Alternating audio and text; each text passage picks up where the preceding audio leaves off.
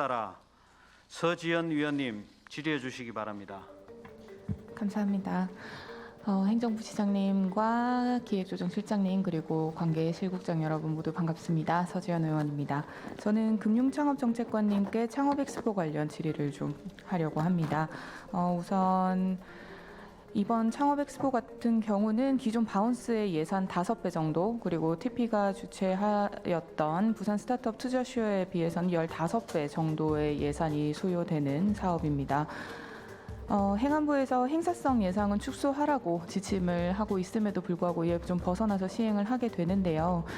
동일한 11월에 개최되는 여타 해외 비슷한 규모의 엑스포 혹은 서밋 다 조사되셨습니까?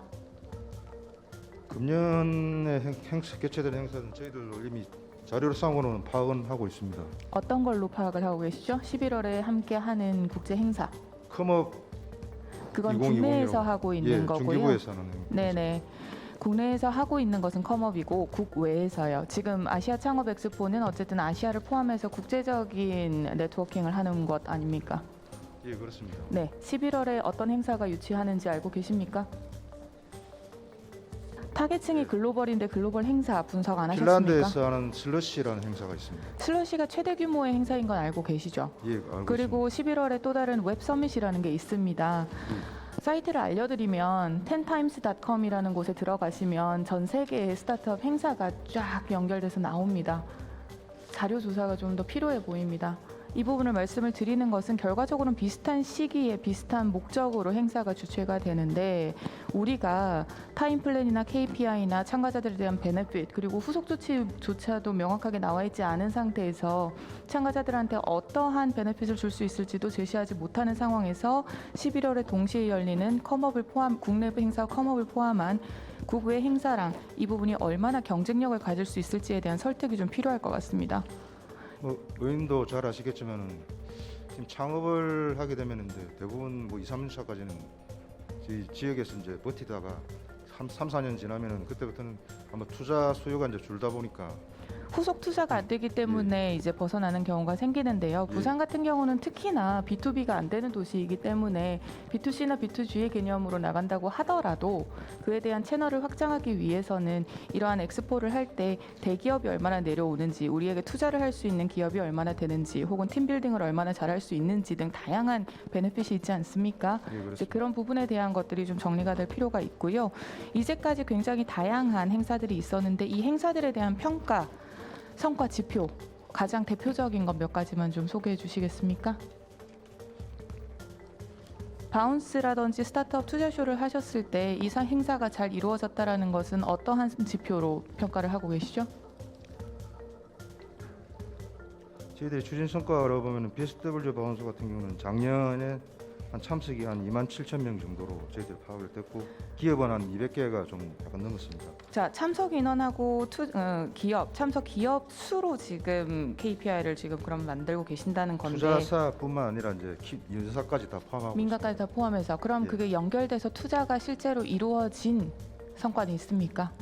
저희들이 좀 따로 또 파악을 좀 해봐야 돼요. 그 부분에 대한 성과 지표가 나오지도 않은 상황에서 지금 추가로 이런 행사성 예산을 편성을 한다라는 것은 2년도 예산에 반영을 할 수 있는 성과 관리가 정확하게 되고 있지 않는 것 같습니다. 그래서 이번 창업 엑스포는 어쨌든 긴급한 시간에 하시는 만큼이나 이 부분에 대한 관리도 조금 철저하게 이루어져야 될 것 같습니다.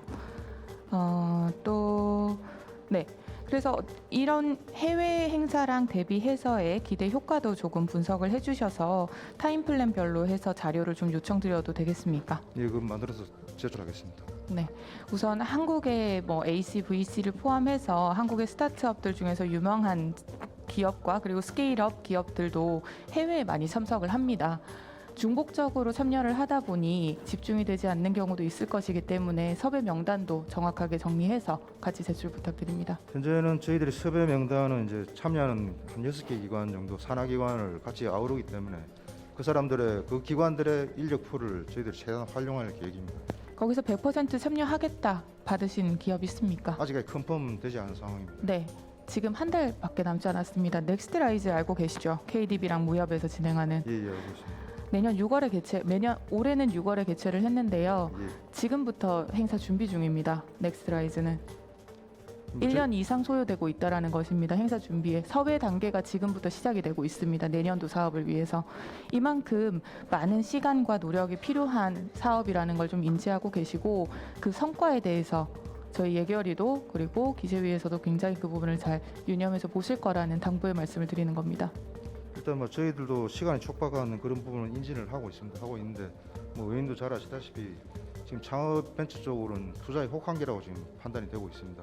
그래서 저희들이 시간이 촉박하지만 전 세계가 마찬가지입니다. 하지만 한국 같은 경우는 특히 그 정부가 주도를 해왔던 투자였기 때문에 1단계 시드 투자도 안 되는 단계에서 0단계 수준에서 지금 후속 조치가 안 되고 있다는 것이 문제이기 때문에 그런 채널을 좀 많이 확장해주고 육성을 하는 것이 문제입니다.